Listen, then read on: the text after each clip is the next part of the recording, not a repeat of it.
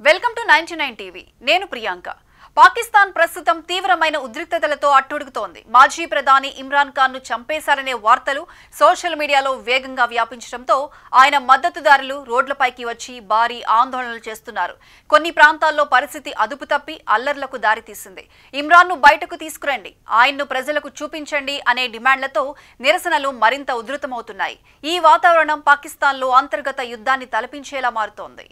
జైల్లో ఉన్న ఇమ్రాన్ ఖాన్ ప్రస్తుత పరిస్థితిపై ఇప్పటికీ స్పష్టమైన సమాచారం రాకపోవడం ప్రజల్లో మరింత అనుమానాలు రేకెత్తిస్తోంది ఆయన ఆరోగ్యం ఎలా ఉంది ప్రస్తుతం ఆయన ఎక్కడ ఉన్నారు అనే ప్రశ్నలకు అధికారికంగా ఇచ్చిన సమాధానాలు ప్రజలకు నమ్మకం కలిగించడం లేదు అందుకే ఆయన మద్దతుదారులు సామాన్య ప్రజలు ఇమ్రాన్ క్షేమంపై ఆందోళన చెందుతూ నిజం తెలుసుకోవడానికి ప్రయత్నిస్తున్నారు ప్రభుత్వం మాత్రం ఇమ్రాన్ ఖాన్ పూర్తిగా క్షేమంగా ఉన్నారని చెబుతోంది షహబాజ్ ప్రభుత్వం ఇచ్చిన ప్రకటనలు రావల్పిండిలోని అడియాలా జైలు అధికారులు అందించిన వివరాల ప్రకారం చూస్తే ఆయన ఆరోగ్యం బాగానే ఉందని తెలియజేస్తున్నాయి కానీ ఇమ్రాన్ ఖాన్ కుటుంబ సభ్యులు పీటీఐ నాయకులు ఈ వివరాలను నమ్మడం లేదు ఈ పరిస్థితుల్లో పాకిస్తాన్ పార్లమెంట్లో కూడా ఈ అంశం పెద్ద చర్చకు దారితీసింది వివిధ పార్టీలు పరస్పరం ఆరోపణలు చేసుకుంటూ ప్రభుత్వం తన బాధ్యతను నిర్వర్తించడం లేదని విమర్శలు చేస్తున్నాయి ఇమ్రాన్ ఖాన్ కథలో ఒక సంతకం కీలక మలుపు అయిందని ఇప్పుడు పాకిస్తాన్ మొత్తం మాట్లాడుకుంటోంది 2019లో ఇమ్రాన్ తీసుకున్న ఒక నిర్ణయం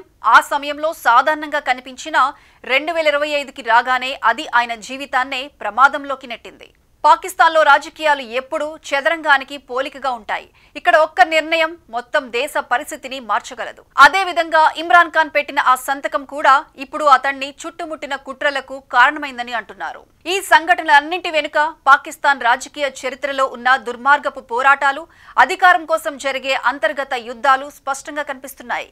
దేశాన్ని నడిపిన నాయకుడైన శక్తివంతమైన ఆర్మీకి ఎదురొస్తే అంతే సంగతులు ఇమ్రాన్ ఖాన్ పరిస్థితి అదే చెబుతోంది ఇమ్రాన్ ఖాన్ ప్రస్తుత దుస్థితి ఒక్క రోజులో ఏర్పడింది కాదు ఇది 6 సంవత్సరాల క్రితం ప్రారంభమైన ఈగో వార్ కొనసాగింపు 2019లో ఇమ్రాన్ ఖాన్ ప్రధాని అసీం మునీర్ ఆ సమయంలో ఐఎస్ఐ చీఫ్ ఇద్దరి మధ్య అప్పటి వరకు మంచి అనుబంధమే ఉండేది కానీ ఒకరోజు మునీర్ నేరుగా ఇమ్రాన్ ఖాన్ వద్దకు వెళ్లి ఆయన భార్య బుష్రా బీబీ ఆమె స్నేహితురాలు అవినీతి చేస్తున్నారనే ఆధారాలను సమర్పించాడు మీ ఇంట్లోనే తప్పు జరుగుతోంది అని చెప్పడం మునీర్ చేసిన ఏకైక తప్పు ఈ విషయం ఇమ్రాన్ కు తీవ్రమైన అవమానంగా అనిపించింది వెంటనే కోపంతో అసీం మునీర్ ను ఐఎస్ఐ చీఫ్ పదవి నుంచి తొలగించాడు అది మునీర్ కెరీర్ లో చెరగని మచ్చగా మిగిలింది అయితే రాజకీయాల్లో కాలం ఎప్పుడు ఏం చేస్తుందో ఎవరూ చెప్పలేరు 2022లో ఇమ్రాన్ ప్రభుత్వం పడిపోగా అదే మునీర్ పాకిస్తాన్ ఆర్మీ చీఫ్ అయ్యాడు ఈ పరిణామం ఇమ్రాన్ జీవితంలో భారీ మార్పుకు దారితీసింది ఇప్పుడు ఇమ్రాన్ ఖాన్ ఎదుర్కొంటున్న కష్టాలన్నీ